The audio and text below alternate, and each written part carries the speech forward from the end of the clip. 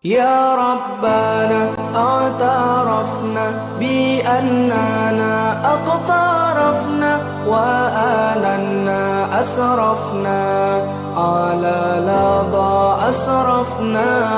يا ربنا اعترفنا بأننا اقترفنا وآلنا أسرفنا على لظى أسرفنا. فتب علينا توبة تغسل لكل حوبة واستر لنا العورات وآمن الروعات. فتب علينا توبة تغسل لكل حوبة واستر لنا العورات وآمن الروعات.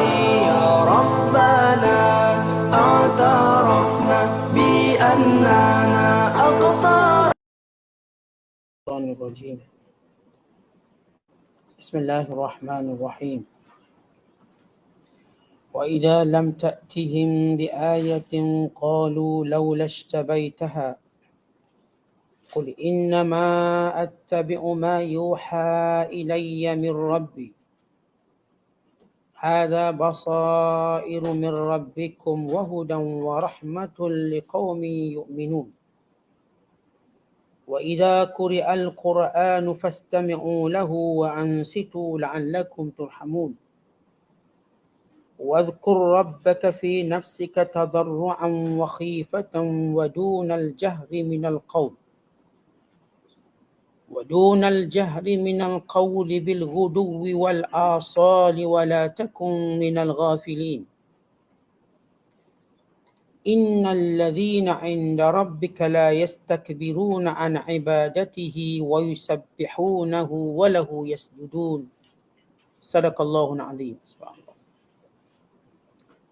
Maksudnya, dan apabila engkau wahai Muhammad tidak membawa kepada mereka sesuatu ayat Al-Quran sebagaimana yang mereka kehendaki, berkatalah mereka secara mengejek, mengapa engkau tidak bersusah payah membuat sendiri akan ayat itu?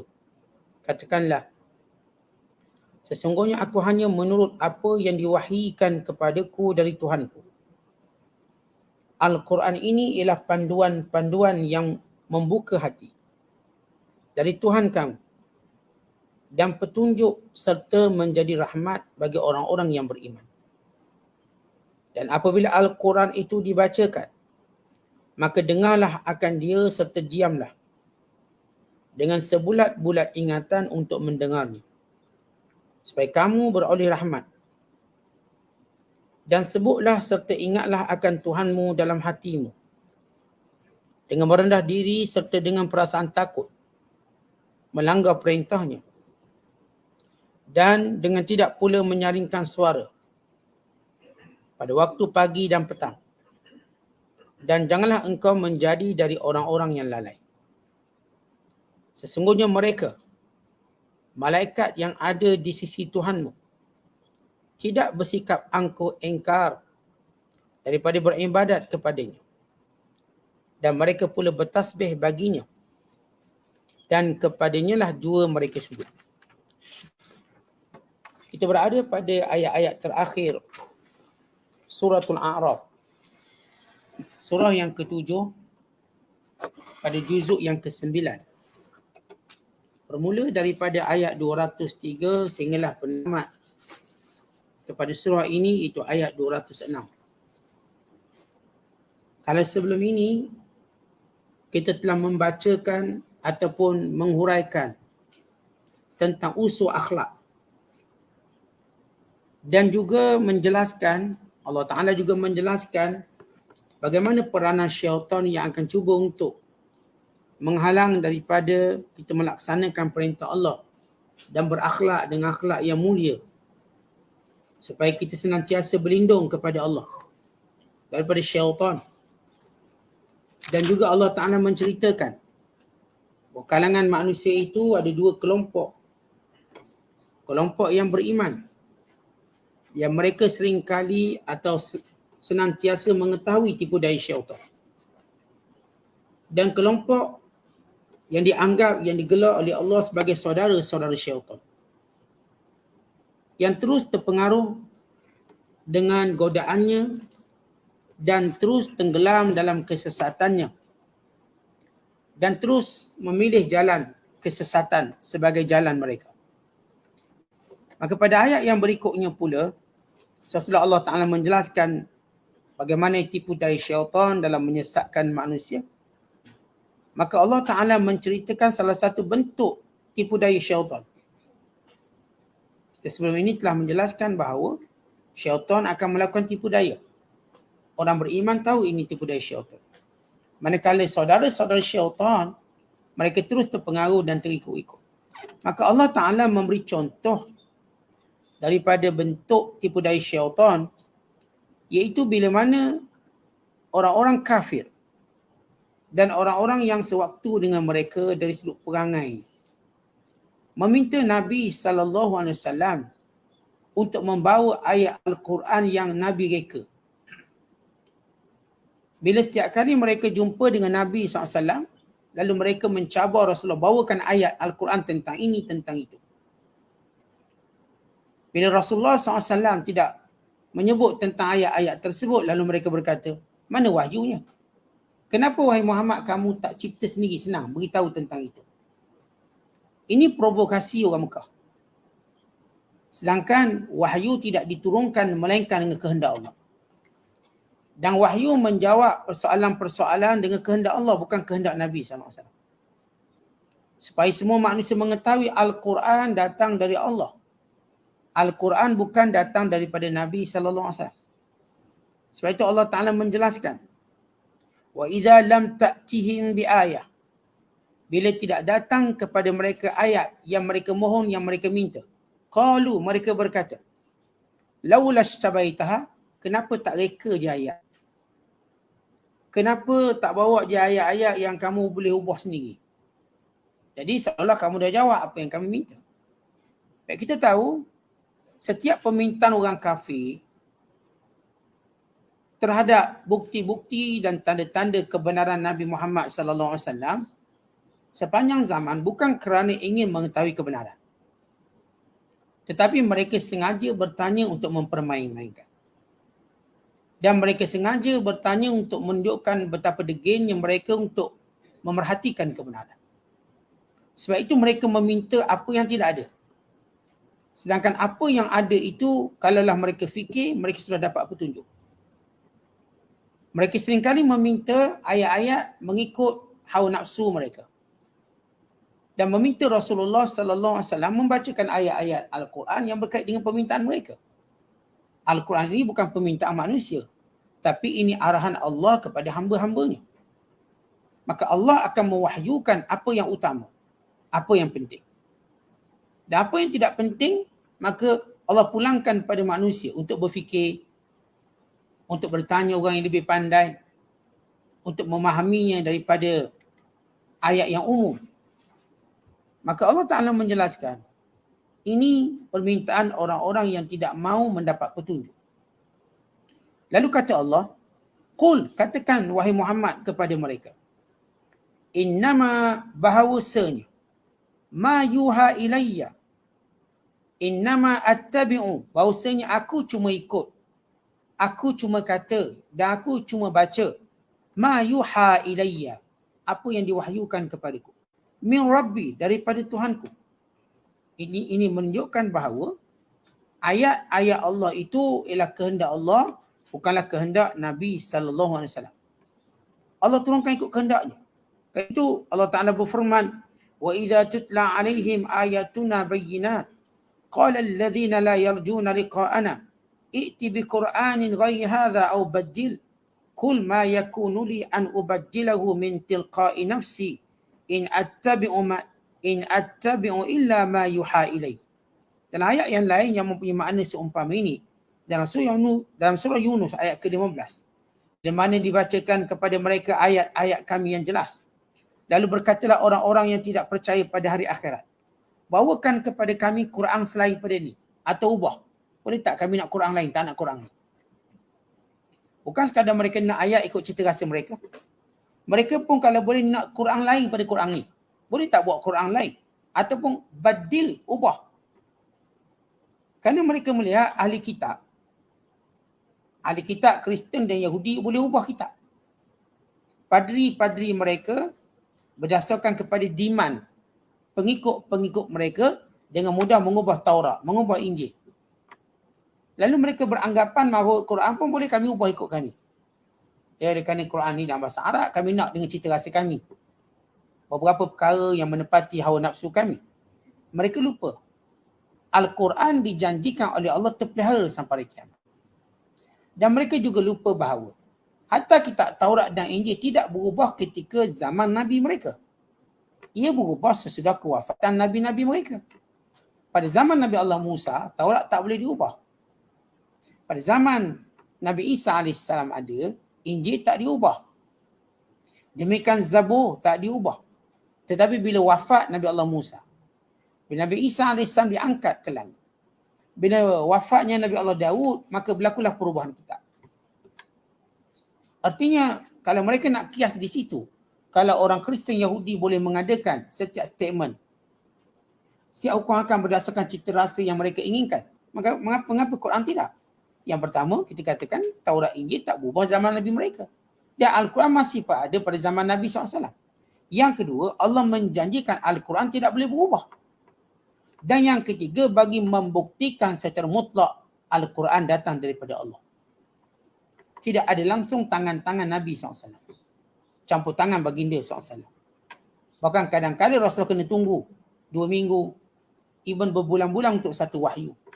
Walaupun ketika mereka orang kafir mendesak atau ketika mana orang-orang beriman sendiri memerlukan satu jawapan daripada Allah. Tetapi Rasulullah tak akan mereka ayat sendiri untuk mengajar kepatuhan, kesabaran dalam menunggu perintah Allah.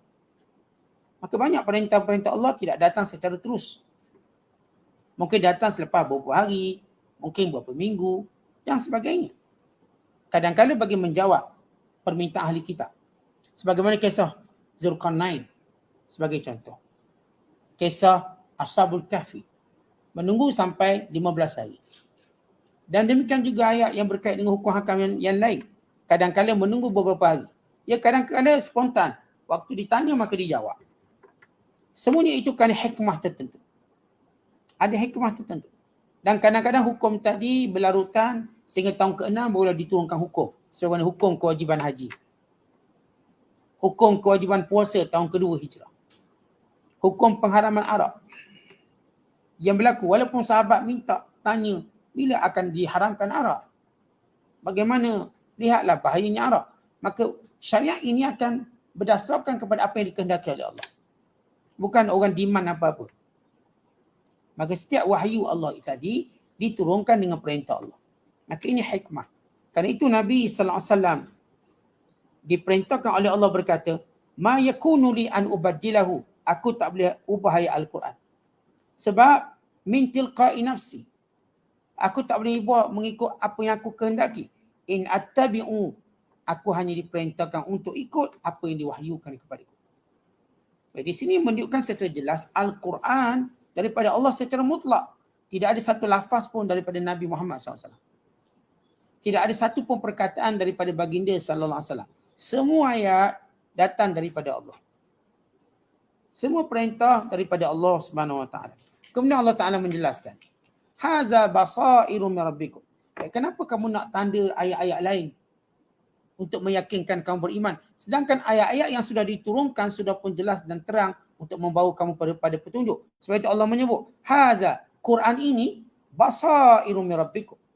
Penjelasan daripada Tuhan kamu. Di sini Allah Ta'ala menyebut, Al-Quran sudah ada 3 fungsi utama. Ada 3 fungsi utama. Kalau kamu lihat, kalau seluruh manusia lihat, yang pertama ialah basair. Perkataan basair, penjelasan kebenaran tentang perkara yang bersangkutan dengan tauhid, kenabian, tentang hari kiamat, tentang penyusunan manusia dengan sebaik-baik syariat. Maka ini disebut basairu min rabbikum. Allah telah memberikan suatu petunjuk kepada manusia. Hukum hakam, bab kahwin, cerai, berai, setara, solat, cara itu semua ada. Berkait dengan kiamat, berkait dengan kejadian manusia, berkait dengan syariat. Ini Al-Quran basair. Kalaulah mereka memandang Al-Quran sudah cukup, tak perlu nak minta ayat tu ayat ni mengikut cita rasa mereka. Kalau betul mereka nak cari petunjuk. Yang kedua, Allah menyebut sifat Al-Quran wahudan, petunjuk. Al-Quran sentiasa memberi petunjuk kepada jalan yang benar. Jalan yang lurus. Dan yang ketiga kata Allah, wa rahmatun. Dan Al-Quran ini bersifat rahmat. Rahmat di dunia dan rahmat di akhirat. Bagi orang-orang yang beriman dengannya. Kerana itu Allah menyebut, liqaumin yu'minun. Baik, kesemua tiga benda dalam Al-Quran. Tiga sendi penting dalam Quran. Iaitu memberi suatu penjelasan terhadap semua perkara hukum hakam yang diperlukan oleh manusia, akidah, dalil-dalil ketauhidan yang berkait dengan kewujudan kiamat, dosa, pahala, syurga, neraka, sehinggalah hukum hakam, keluarga dan sebagainya. Maka ada penjelasan, basair, yang ini penjelasan. Yang kedua, Al-Quran ini bersifat hudan, petunjuk. Apa maksud petunjuk? Yang ini selagi mana kita pegang Al-Quran, kita berada dalam kebenaran. Kita berada dalam istiqamah yang diinginkan oleh Allah SWT. Dan yang ketiga, Al-Quran ini bersifat rahmat. Tetapi kesemua fungsi Al-Quran ini cuma berfungsi kepada orang-orang yang beriman kepadanya. Maka Allah Ta'ala menyebut, bagaimana sifat orang beriman dengan Quran? Wa idza quri'al Quran, bila mana dibacakan Al-Quran, fastami'u lahu, maka dengarlah Quran. Wa ansitu, dan diam. Diam sambil mendengar. La'allakum turhamun, maka dengan demikian kamu akan mendapat rahmat Allah. Allah menjelaskan sesudah menyebut fungsi Al-Quran ni tiga. Maka bagaimana sikap orang beriman dengan Al-Quran? Ialah mendengar Al-Quran. Setiap kali dibaca Al-Quran, maka hendaklah kita dengar. Jangan sebagaimana orang kafir, bila Nabi SAW membaca Al-Quran, lalu mereka mengangkat suara mereka supaya Al-Quran tidak boleh didengari. Maka Al-Quran, bila mana dibaca semua kena diam. Itu disebut dalam riwayat yang banyak. Dalam menjelaskan bahawa adalah orang musyrikun, mereka mendatangi Nabi SAW. Kanan musyrikuna ya'tuna Rasulullah SAW iza sallam. Bila mereka tengok Rasulullah solat, mereka datang berkerumun ramai-ramai. Datang. Fayaqulu ba'duhum li ba'din bi Makkah. Lalu mereka pun berkata, tengah Rasulullah solat ni, la tasma'u li hadzal Quran walghaw fi. Jangan dengar Quran yang Muhammad baca. Kita buat tak peduli. Kita buat bising. Lalu mereka bertepuk tangan, mereka bersiul, jangan dengar Al-Quran. Setiap kali Nabi SAW baca Quran, mereka tepuk tangan. Bukan tepuk kerana kagum. Biar tepukan tu mengganggu Quran. Dan mereka bersiul. Mereka siul biar tak dengar Al-Quran. Kononnya ini suara yang lebih menarik. Suara yang lebih menawan. Maka Allah Ta'ala turunkan ayat ini bagi menjawab kejahatan mereka. Wa idza quri'al Qur'an fastami'u lahu wa ansitu. Bila mana dibaca Al-Quran maka dengar dan diam. Dengar dan diam dengan maksud dengar dan diam sambil mendengar. Dengar satu hal. Kemudian diam kita untuk dengar benda tu. Bukan diam kita nak buat benda lain. Kadang dibacakan Quran diam juga tapi main handset. Dia diam. Dia diam juga tapi dia pun tidur senyap. Itu orang tak panggil diam. Diam maksud di sini perkataan istima'. Perkataan mendengar atau perkataan ansitu, insat. Diam sambil mendengar. Tuan-tuan yang pergi solat Jumaat. Selalu dengar Bilal sebut. Iza qulta isahibika yaumal juma'ati ansit wal imamu yakhtubu faqad lagaw. Bila ada seorang berkata kepada saudaranya ketika imam membaca khutbah, diamlah kamu supaya dengar khutbah, maka dia pun termasuk orang yang larau pahala. Kerana bila kita sebut diam, kita pun tak ada masa nak diamkan orang. Sebab kita nak diam, nak dengar begitu. Ini perkataan insat. Kerana itu kalau kita lihat di sini, sesudah Allah Ta'ala menjelaskan Al-Quran dengan tiga fungsi yang utama, maka Allah menyuruh kita bagi menunjukkan kita membesarkan Al-Quran, diam ketika mana kita mendengar Al-Quran. Sebagai satu tanda kita membesarkannya dan memuliakannya. Dan supaya menjadi sebab untuk kita mendapat rahmat dan supaya kita berjaya mendapat manfaat yang banyak yang terkandung dalam Al-Quran. Jangan jadi macam orang kafir yang mereka ini tidak mau mempedulikan Al-Quran. Tidak mau mendengar Al-Quran, mereka takut dengan Al-Quran. Sebab itu tuan-tuan sekalian, bila mana sahaja dibaca Al-Quran, maka hendaklah kita dengar. Sekiranya kita bising ketika mana Al-Quran dibuka, maka hukumnya makruh. Makruh. Khususnya bila Al-Quran dibaca di majlis keramaian sebagai contoh. Yang tengah-tengah ramai dia buka Al-Quran. Kalau kita bersembang bising, hukumnya makruh. Sebab itu saya pernah menyebut bahawa kalau majlis perkahwinan ni kita tak buka Al-Quran. Kerana majlis tu memang orang sembang, tanya khabar. Sehingga orang mungkin abai mendengar bacaan Quran. Maka ketika itu makruh. Makruh bagi orang yang sembang tadi. Maka kita tidak mahu orang ramai ini melakukan kesalahan, sebab itu tak sesuai buka Quran di situ. Mari kahwin buka benda lain lah. Kalau kita buka nasyid-nasyid nak sembang, biar dia sembang lah. Sebab tak ada perintah supaya diam bila dengar nasyid. Sama juga misalnya kedai-kedai makan, kalau dibuka Al-Quran maka juga tidak sesuai. Kerana orang, sifat orang akan cakap Allahumma illa, melainkan kalau kita tahu memang kedai kita ni orang diam datang makan, atau kita buka pada permulaan kedai kita dibuka, atau kita katakan waktu menunjukkan hampir waktu solat, kita buka Al-Quran supaya beri tumpuan, maka itu tidak ada masalah. Ya, yang buka Quran tu tak ada masalah apa-apa, yang dengar ni masalah. Bila mereka bersembang, bila mereka bercakap, ini yang menjadikan perbuatan tadi makruh. Tapi kalau mereka sengaja untuk menenggelamkan bacaan Quran, maka ia dianggap menghina Al-Quran. Kerana kemuliaan Al-Quran bukan sekadar kita diajar diam, bukan diajar bagi yang membaca supaya mereka ini membaca dengan suara yang lunak, suara yang sedap. Ya, kalaupun suara kita tak sedap, kita mengaji dengan suara paling sedap. Dan bila kita dengar Al-Quran, pahalanya sama macam kita baca Quran. Disebut dalam hadis Nabi sallallahu alaihi wasallam, man istama ila ayatin min kitabillah kutibat lahu hasanah mudha'afah wa man talaha kanat lahu nuran yaumal qiyamah. Siapa yang mendengar bacaan ayat Al-Quran, ditulis baginya pahala yang berganda. Dan siapa yang membacanya, maka dia akan menjadi cahaya kepadanya sehingga hari kiamat. Cahaya padanya pada hari kiamat kelak. Baik, orang yang dengar Quran, orang yang baca Quran, mereka mendapat pahala. Walaupun sebahagian besar ulama menyebut bahawa membacanya lebih afdal, tapi mendengarnya juga mendapat pahala seperti membaca. Sebab itu kadang-kadang Nabi SAW mendengar Al-Quran. Maka kan itu tidak ada alasan bagi wanita yang berhaid sebagai contoh. Sebab mereka tak boleh mengaji Quran. Dan mereka kata, Allah Ustaz, saya tak baca Quran sebab apa? Uzur. Kadang-kadang uzur datang 15 hari Ustaz, aku tak baca Quran. Kita katakan, bukankah kamu boleh dengar? Kalau kita biasa sebelum tidur baca surah Al-Mulk, baca surah Alif Lam Mim As-Sajdah, baca surah Bani Israel atau Isra, sebagaimana dalam riwayat-riwayat bacaan-bacaan yang Rasulullah baca sebelum tidur, maka kita dengar.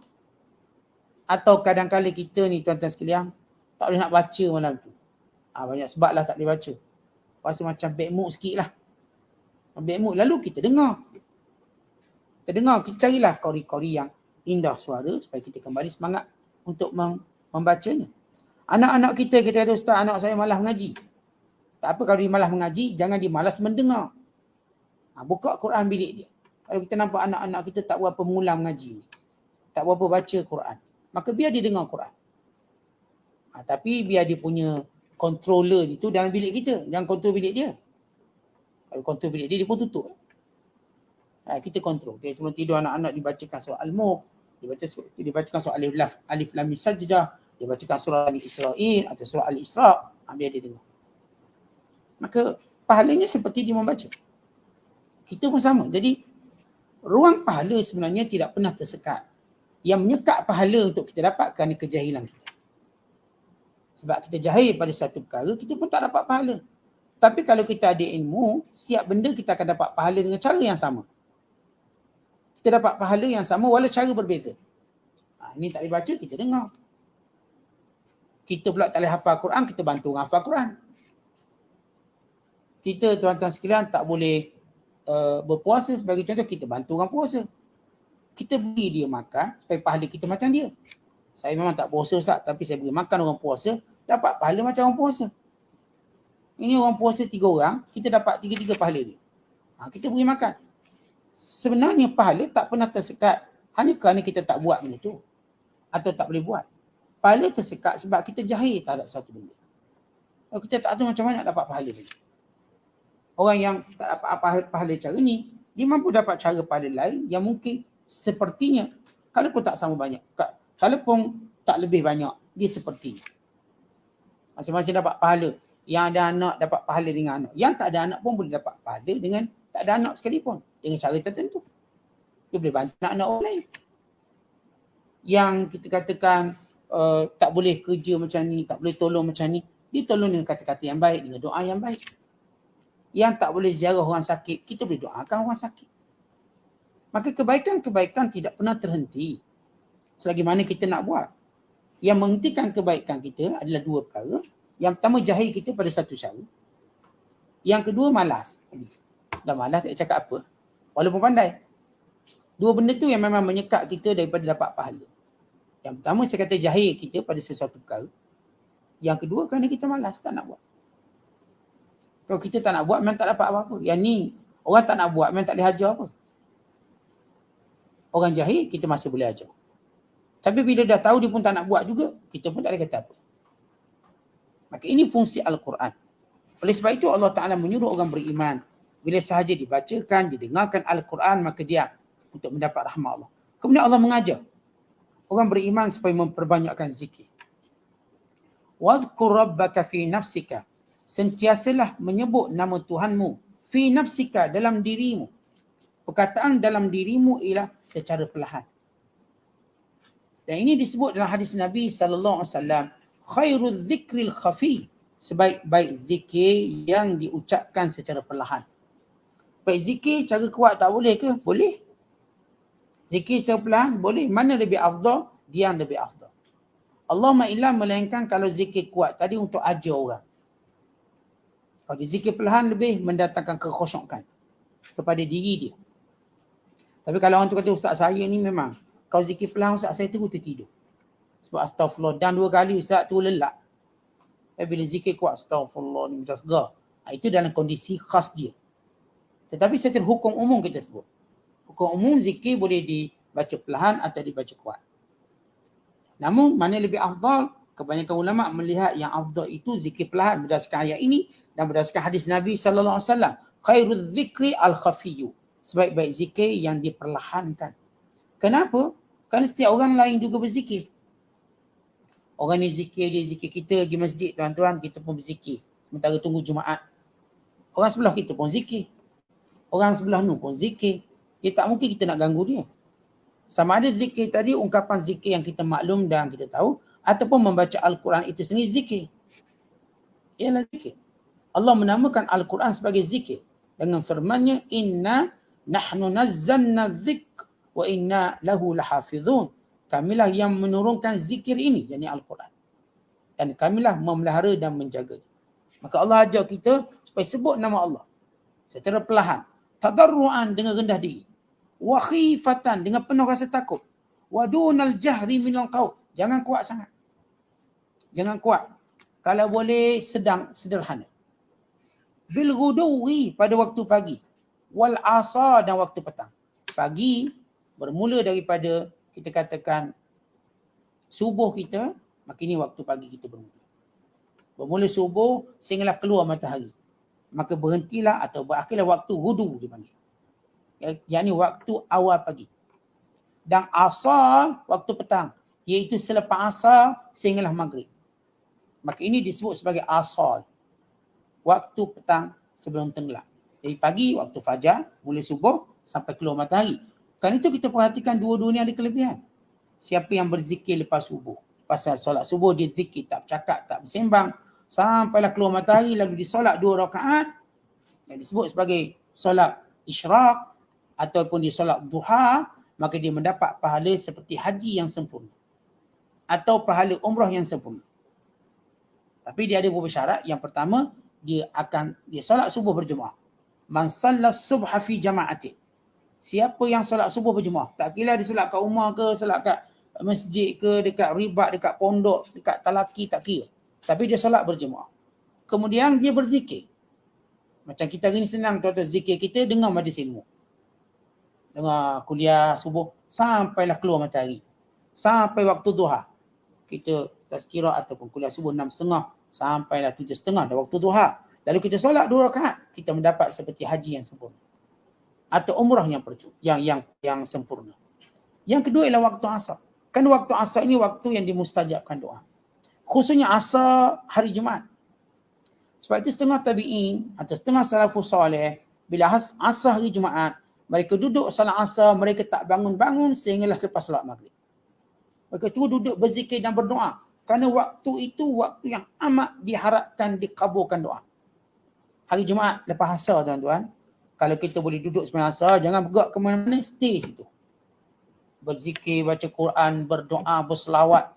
Kerana berkumpul ada waktu yang paling mustajab dalam hari Jumaat. Sebab itu ada salafus soleh, dia memang menjadi cara dia beribadat. Selepas asar saja dia akan terus stay sampailah maghrib. Hari Jumaat khususnya. Maka ini menunjukkan kelebihan waktu asar. Yang waktu selepas asar sehinggalah terbenam matahari.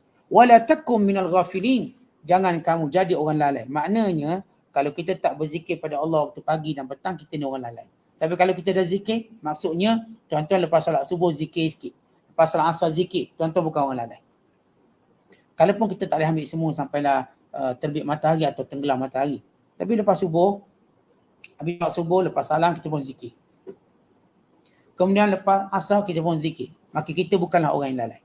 Kemudian Allah menyebut, innal ladzina 'inda rabbika, sesungguhnya malaikat di sisi Tuhanmu.